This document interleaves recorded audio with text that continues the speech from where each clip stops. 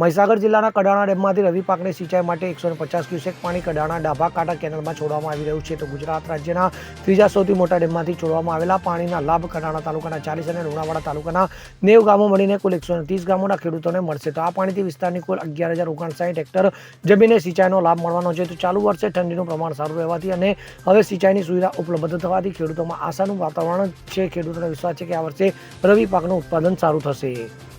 Bureau report CN24 news. હવે જુઓ દેશ દુનિયાની તમામ ખબરો તમારી આંગળીના ટેરવે.